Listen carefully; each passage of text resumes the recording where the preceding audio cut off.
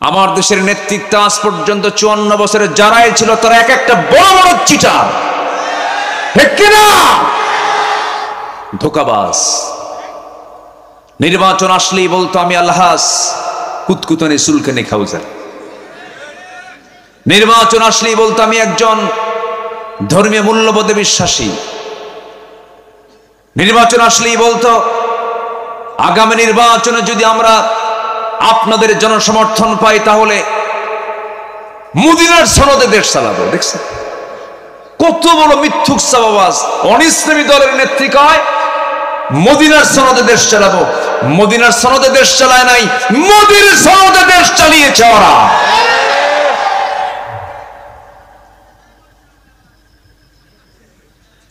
সম্মানিত ভাইয়েরা,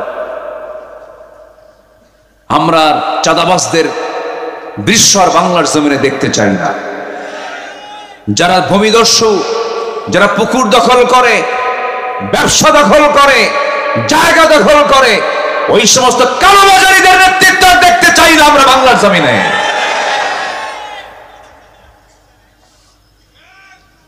আমরা সজাগ থাকলে, আমি জেগে উঠলে দেশ বিজয় অবশ্যই হবে। জোরে বলি ইনশাআল্লাহ। আমি নিজেই এক একটা বাংলাদেশ, আমি নিজেই এক বাংলাদেশ, ঠিক কিনা? আমরা এগিয়ে যাব সামনের দিকে সততা নিয়ে, নৈতিকতা নিয়ে, আদর্শ নিয়ে, ঈমান নিয়ে। আল্লাহ কবুল করুন। দেখলাম তো সবকিছু, কত কষ্ট করে আমার সন্তানরা জীবন দেয়, আর উপদেষ্টার পদগুলো নিয়ে ক্ষমতার মসনদে ওরা বসে এদেশের শত্রুগুলোকে দেশ থেকে প্রচার করে দেয়। বড় আফসোস। মন চটলেই 16 বছর ধরে এক নেতার বক্তব্য শুনতাম, মন চটলেই বলতো খেলা হবে।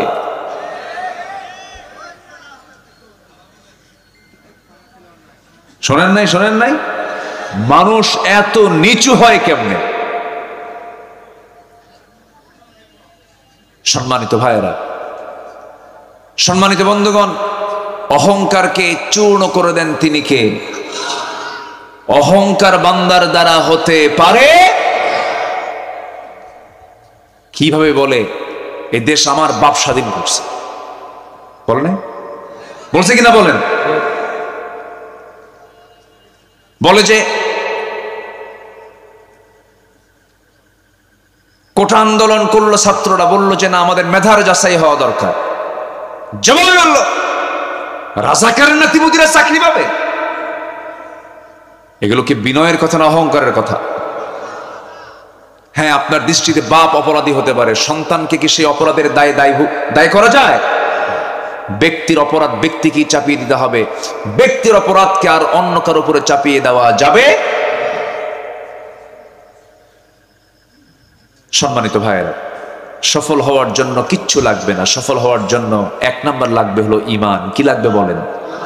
আরো জোরে বলেন, কি লাগবে? সাইয়েদনা ওমর ফারুক ছিলেন শাসক, কিন্তু সাথে লাগাতে হবে ঈমানদার শাসক, ঠিক কি না? কি শাসক বলেন? ঈমানদার শাসক। আমার দেশে অনেক পরিবর্তন হয়ে যেত, অনেক আগেই হয়ে যেত যদি আমরা একটা শাসক শুধু না বসায় যদি ঈমানদার শাসক বসাতাম। কি শাসক বসাতাম বলেন? ঈমানদার। ঈমানদার শাসক কাকে বলে? সাইয়েদনা ওমর ফারুকের দিকে তাকান। ঈমানদার শাসক কাকে বলে? সাইয়েদনা আবু বকর রাদিয়াল্লাহু আনহুর দিকে তাকান। ঈমানদার শাসক কাকে বলে? সাইয়েদনা ওসমান জিন্নুরাইনের দিকে তাকান। ঈমানদার শাসক কাকে বলে? সাইয়েদনা আলীর দিকে তাকান। কি তাদের শাসন কার্য ছিল, কি তাদের সুন্দর করে খেলাফত পরিচালনা ছিল। তারা এই শাসনটাকে বিশাল জবাবদিহিতা মনে করে আখিরাতে জবাব দিতে হবে এই বিষয়ে খুব স্পর্শকাতর মনে করে তারা এই দায়িত্বগুলো পালন করেছেন। সাইয়েদনা ওমর ফারুক রাদিয়াল্লাহু আনহু একদিন আবেগ আপ্লুত হয়ে বলছেন, ও আমার ভাইরা, ফোরাতের তীরে যদি একটা কুকুর অনাহারে মারা যায়, ইরাকের রাস্তা খারাপের কারণে গর্তের মধ্যে যদি উটের পা পড়ে, যদি উটের পা ভেঙে যায়, উটের পা কেন ভাঙলো, কুকুর কেন অনাহারে মারা গেল, কিয়ামতের দিন এই উট নিয়ে এই কুকুর নিয়ে এটার জবাব দিতে হবে আমার আল্লাহর আদালতে। কি তাদের চিন্তা ছিল? প্রথম খলিফা সাইয়েদনা আবু বকর সিদ্দিক রাদিয়াল্লাহু তাআলা আনহু যখন খেলাফতের দায়িত্ব পেলেন, ইন্তেকাল করেছেন মুহাম্মদ সাল্লাল্লাহু আলাইহি ওয়াসাল্লাম। তিনি যখন দুনিয়া থেকে বিদায় নেবেন, জামাতে নামাজ পড়তে পারছেন না। জামাতে নামাজ পড়ার জন্য যে শক্তি দরকার, সেই শক্তিটুকু আমার নবীর দেহে ছিল না। আজান শুনেছেন, বেলাল আজান দিয়েছেন, তিনি ওঠার চেষ্টা করছেন, মাথা চক্কর মেরে পড়ে যেতে লাগলেন। আমাদের আম্মা জান আয়েশা সিদ্দিকা রাদিয়াল্লাহু তাআলা আনহা তাকে ধরে ফেললেন, বলছেন ইয়া রাসূলুল্লাহ, আপনার মনে হয় জামাতে নামাজ পড়তে পারবেন না, গায়ে কোনো শক্তি নাই। নবীজি বলছেন আয়েশা রে, বিষক্রিয়া শুরু হয়ে গেছে আমার দেহের ভিতরে। ইহুদিরা আমার খাদ্যের মধ্যে যে বিষ ঢুকিয়ে দিয়েছিল, তার বিষক্রিয়া আমার দেহে এখন শুরু হয়ে গেছে, প্রচন্ড কষ্ট হচ্ছে আয়েশা, আমি মনে হয় বাঁচব না। আজান তো দিল আমার বেলাল, নামাজের রক্ত চলে এসেছে, আমার মুসল্লায় কে দাঁড়াবে? আয়েশা তুমি আমার পক্ষ থেকে জানিয়ে দাও, আমার মুসল্লায় আমার দায়িত্ব পালন করার জন্য আমি কাউকে মনোনয়ন দিলাম না, আমার আবু বকর যেন আমার দায়িত্ব পালন করে নাই, মানে পরবর্তী খেলাফতের দায়িত্ব আমার আবু বকরই পালন করবে। নামাজের নেতৃত্ব দিবে যে, দেশের নেতৃত্ব দিবে সে। তাহলে শাসক হবে, নামাজেরও ইমাম, রাষ্ট্রেরও। আমার দেশে কি দুই ডিপার্টমেন্ট না, ব্যক্তি হবে একজন আর জায়গা দুইটা, নামাজ এবং রাষ্ট্র, ইমাম এবং রাষ্ট্র। রাষ্ট্র এবং ইমাম কি ব্যক্তি কয়জন হবে? একজন। কাজ কয়টা? দুইটা। নামাজের দায়িত্ব যিনি পালন করবেন, রাষ্ট্রের দায়িত্ব তিনি পালন করবেন। আমার নবী তাই শিখিয়ে গেছেন। মদিনার তিনি ইমাম ছিলেন, আবার রাষ্ট্রেরও তিনি নেতা ছিলেন, আবার তিনি চিফ জাস্টিস ছিলেন, তিনি বিচার কার্য ফায়সালা করতেন। এক ব্যক্তি বিচারক, এক ব্যক্তি ইমাম, আর একই ব্যক্তি হলেন কি? শাসক। আবু বকর সিদ্দিক রাদিয়াল্লাহু তাআলা আনহু যখন শুনতে পেলেন নবীজি তাকে ইঙ্গিত করেছেন, নবীর মুসল্লায় তিনি দাঁড়িয়ে গেলেন, নামাজ শুরু করবেন। আকামত শেষ হয়ে গেছে, যখন তেলাওয়াতের সুরটা যখন চেঞ্জ হয়ে গেছে, নতুন ইমাম দাঁড়ায় গেছে, সাহাবায়ে কেরামদের মধ্যে কান্নার রোল পড়ে গেল, কান্নায় ভেঙে পড়ছেন সাহাবায়ে কেরাম। আহারে, সারা জীবন নামাজ পড়েছে যার পেছনে, আজকে তাকে পাচ্ছি না, সব হাওমাও করে কাঁদতেছেন। রাসূল বলছেন আয়েশা, আমাকে একটু ধরো তো, আমাকে জানালার কাছে নিয়ে যাও। জানালার কাছে নিয়ে যাওয়া হলো। আমার নবীজি জানালার কাছে চলে গেলেন, তাকে ধরে রাখলেন। আম্মা জান আয়েশা সিদ্দিকা রাদিয়াল্লাহু তাআলা আনহা নামাজের দৃশ্যগুলো দেখতেছিলেন, কেমন করে আমার সাহাবীরা রুকু করে, সিজদা করে, সাহাবায়ে কেরামদের কান্নার আওয়াজ শুনে নবীজিও কান্নায় ভেঙে পড়লেন। চোখের কোনা বেয়ে বেয়ে টপ টপ করে পানি পড়া শুরু হলো, দুই গাল ভিজে গেল। আমার নবীজিকে আম্মা জান আয়েশা সান্ত্বনা দিয়ে বলছেন, ইয়া রাসূলুল্লাহ, আপনি কাঁদেন কেন? কান্নার তো কোনো কারণ নেই। আপনার সাহাবীরা আল্লাহর হক আদায় করছেন, নামাজ আদায় করছেন, তারা জামাতে জামাতে, আপনি কেন কান্নাকাটি করছেন? রাসূল বলছেন, আয়েশা, মানুষ দুটার সময় বেশি কান্না করে, একটা হলো চরম দুঃখের সময়, আর একটা হলো চরম আনন্দের সময়। আল্লাহর কসম করে বলছে, আয়েশা রে, এখন এই মুহূর্তে আমার যে তুমি চোখে পানি দেখতেছো, আমার যে কান্না দেখছো, এটা আমার দুঃখের নয়, এটা আমার চরম আনন্দের চোখের পানি বের হচ্ছে। তুমি কি জানো আয়েশা, এই নামাজ কায়েমের সংগ্রাম করতে গিয়া তায়েফের ময়দানে আমাকে কাফেররা মারতে মারতে দাগ করে ফেলেছিল, রক্তাক্ত করে ফেলেছিল। আমাকে মেরে ফেলার জন্য সব আয়োজন সম্পন্ন করেছিল এই নামাজ কায়েমের জন্য। আয়েশা, উহুদের ময়দানে তারা দান্দান মোবারক আমার শহীদ করে দিয়েছে, দেখো দাঁত দুইটা নাই আমার। এই যে তায়েফের দাগে, তায়েফের আঘাতে গোটা শরীরটা আমার ক্ষত বিক্ষত হয়ে আছে, দুটা দাঁত ভেঙে গেছে উহুদের প্রান্তরে। ওরে আয়েশা, খন্দকের পরিখা খনন করতে গিয়ে ওই যে আমার কোমরটা কুঁজো হয়ে গেছে, আজকে মৃত্যুর দিন পর্যন্ত, মৃত্যুর আগ পর্যন্ত আমি আমার কোমর সোজা করতে পারছি না। যেই নামাজ কায়েমের জন্য আমার কোমর চলে গেল, আমার দাঁত চলে গেল, দেশ ছাড়তে হলো, গালিগালাজ শুনতে হলো, ক্ষত বিক্ষত হতে হলো, আমার চাচা আমির হামজাকে মেরে তারা কলিজা পর্যন্ত বের করে চিবায়া চিবা প্রতিশোধ নিতে পারলো, সেই নামাজ আজকে রাষ্ট্রীয় পর্যায়ে কায়েম হয়ে গেছে। আয়েশা, এটা আমার দুঃখের হাসি, দুঃখের কান্না নয়, এটা আমার আনন্দের কান্না। জোরে কোন সুবহানাল্লাহ। আমার বন্ধুগণ, আমার নবীর ইন্তেকাল হয়ে গেল, বহু লম্বা কথা। ইন্তেকাল হয়ে যাওয়ার পর খিলাফতের দায়িত্ব গ্রহণ করলেন হচ্ছেন সাইয়েদনা আবু বকর সিদ্দিক রাদিয়াল্লাহু তাআলা আনহু। দায়িত্ব পালন শুরু করলেন, কিন্তু তার দায়িত্বের আগ থেকে তিনি এক প্রতিবেশী বৃদ্ধা নারীর তিনি হক আদায় করতেন। তার স্বামী ছিল না, তার কোনো ছেলে সন্তান মেয়ে সন্তান কেউ ছিল, নিঃসন্তান একজন মহিলা ছিলেন, বয়স্ক নারী ছিলেন। তার ঘরের পাশেই তার ঘর, তাকে দেখার জন্য যেমন তেমন কেউ ছিল না। তিনি করতেন কি, প্রত্যেক রাতে তিনি চলে যেতেন মহিলার কাছে, গিয়ে তার কাপড় চোপড় ধুয়ে দিতেন, তার খাবার টাবার প্রস্তুত করে দিতেন, ধুয়ে দিতেন, সবকিছু পরিষ্কার করে ঘর বাড়ি পরিচ্ছন্ন করে তিনি দিয়ে আসতেন। কিন্তু খেলাফতের দায়িত্ব যখন পেলেন, ওই বৃদ্ধা নারী মনে মনে চিন্তা করতেছে, আজকে থেকে আমার খেদমত করবে কে? আবু বকর তো নতুন দায়িত্ব পেয়ে গেল, কিন্তু দায়িত্ব পেয়েছেন, এটার কোনো প্রভাব ওই বৃদ্ধা নারীর ঘরে পড়লো না। যথারীতি তিনি সব কাজ শেষে তিনি মহিলার ঘরে ঢুকতেন, কাপড় চোপড় ধুয়ে দিতেন, রান্না বান্না করে দিতেন, ফল ফলাদিগুলো ধুয়ে দিতেন, খেদমত চালাতে লাগলেন। পাশেই ছিল সাইয়েদনা ওমর ফারুকের বাড়ি। তিনি মনে মনে চিন্তা করছেন, আমাদের ভাই আবু বকর তো খেলাফতের দায়িত্ব পেয়েছেন, ওই মহিলার খেদমতটা আমি করা শুরু করি। দরজায় গিয়ে নক করে বলছেন, আমি ওমর, আমি আপনার খেদমত করতে আসছি। সঙ্গে সঙ্গে মহিলা বলছে, খেদমতের প্রয়োজন নাই, কিছুক্ষণ আগে এক যুবক আমার খেদমত করে থিয়ে চলে গেছে।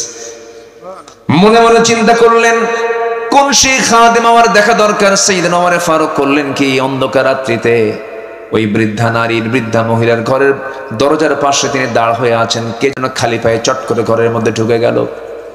প্রথম রাত পান নাই, দ্বিতীয় রাত পান নাই, তৃতীয় রাতে তিনি দেখতে পেলেন কে যেন ঘরের মধ্যে খালি পায়ে ঢুকে গেল। অপেক্ষার প্রহর গুনলেন। কিছুক্ষণ পর দরজা খুলে যখন বের হতে নিয়েছেন, নগ্ন পায়ে পিছন থেকে চট করে তার হাতটা চেপে ধরে মুখের দিকে তাকায় দেখেন কেউ নয়, সাইয়েদনা আবু বকর সিদ্দিক রাদিয়াল্লাহু আনহু সামনে দাঁড়ানো। ওমর ফারুক বলছে, আমিরুল মুমিনিন, আমাদের তো কিছু হক আছে। আপনি দিনের বেলা রাষ্ট্র চালাবেন, রাত্রিবেলা এত পরিশ্রম করবেন, আপনি তো বাঁচবেন না, অসুস্থ হয়ে পড়বেন। সাইয়েদনা আবু বকর বলেন, আবু ওমর, কিয়ামতের দিন আমার হিসাব তুমি দিবা না, তোমার হিসাবটা আমি দেব না। আমার প্রতিবেশীর হক আমাকে আদায় করার সুযোগটা তুমি দিয়ে দাও। জোরে কোন সুবহানাল্লাহ।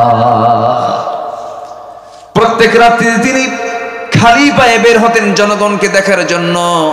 প্রত্যেক রাত্রিতে খালি পায়ে বের হতেন। ওমর ফারুক একদিন তাকে দেখে ফেলেন, তিনি খালি পায়ে নগ্ন পায়ে হাঁটতেছেন। প্রশ্ন করছেন, সাইয়েদনা আবু বকর, খালি পায়ে হাঁটেন কেন?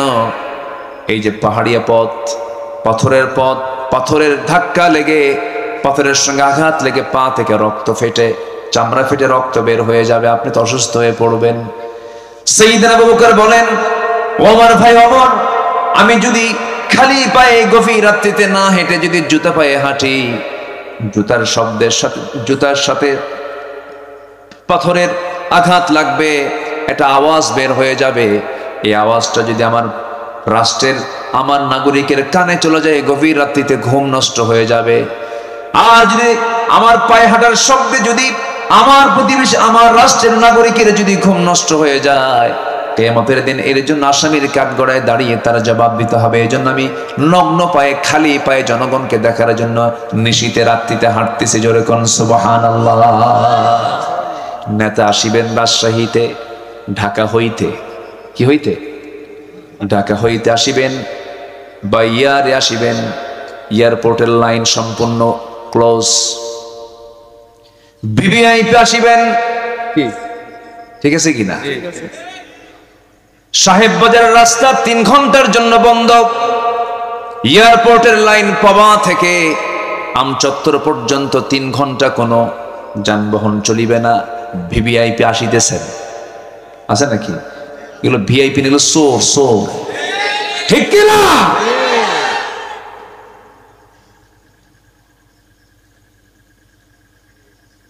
সাইয়েদনা আবু বকর সিদ্দিক রাদিয়াল্লাহু তাআলা আনহু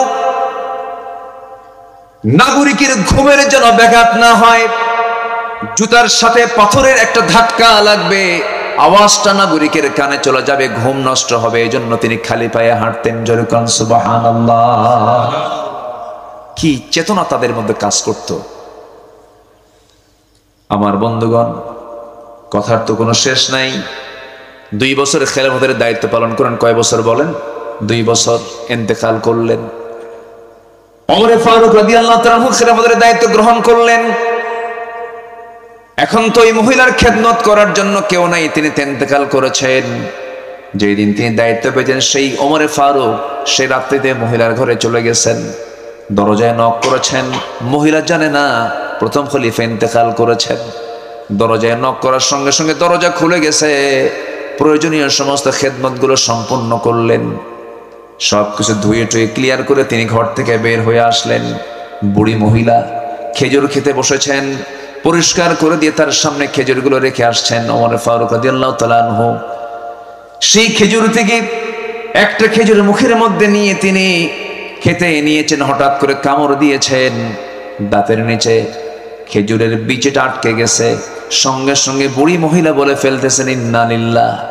ইন্না লিল্লাহ বলার কারণ হলো উনি মনে মনে সিদ্ধান্ত নিয়েছেন, বুঝতে নিশ্চিত হয়েছেন নিঃসন্দেহে আমার আগের খাদেম আবু বকর নাই, সে দুনিয়া থেকে বিদায় নিয়েছে। কারণ আমার আবু বকর যদি আজকে খেদমত করতে আসতো, আমার আবু বকর খেজুর শুধু ধুয়ে দিত না, খেজুরের বিচিটা শুদ্ধ সব খেজুর থেকে বের করে আমার জন্য খাওয়ার সুবিধা করে দিত। জোরে কোন সুবহানাল্লাহ। আমার বন্ধুগণ, এই জন্য শাসক দরকার।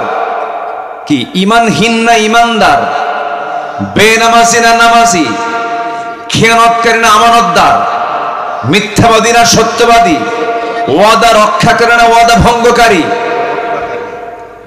মনে থাকবে কথাগুলো? মনে থাকবে? সবার কি মনে থাকবে? আমরা তো মানুষও ভালো না, আমার এই দেশের মানুষ তো আমার ভালো না। ভালো মানুষ আপনার কাছে আসলে তখন আপনি ঠেলে দিয়ে বলেন, আপনি এখানে আসছেন কেন? এখানে কি ভালো মানুষের ভাত আছে? আমরা এই দেশের মানুষও ভালো না, তো আমাদেরও সমস্যা আছে, আছে না নাই বলেন? ফাইল নড়ে না, ঘুষ দেয় কে? কে দেয়? জনগণ। জনগণ দেয় না? জনগণ দেয়। স্যার ফাইলটা তাড়াতাড়ি পার করে দেন। আপনার ফাইল তো 99 নম্বরে, 99 নম্বরে থাকুক, ওটাকে 1 নম্বরে আনতে হবে। কত দিতে হবে স্যার বলেন? আছে না নাই? ঘুষ খাওয়া তো দোষ, তবে ঘুষ দেওয়ার মধ্যে কোনো দোষ নাই। আসতে কয়, আছে না নাই? সুদ খাওয়া তো দোষ, তবে সুদ দিতে কোনো দোষ নাই। হ্যাঁ, আছে না নাই? সুদ খাওয়াও দোষ, সুদ দেওয়াও দোষ। সুদ খাইলি কেন, এটারও বিচার হবে। সুদ দিলি কেন, এটারও বিচার হবে। বিচার করবেন কে? আল্লাহ।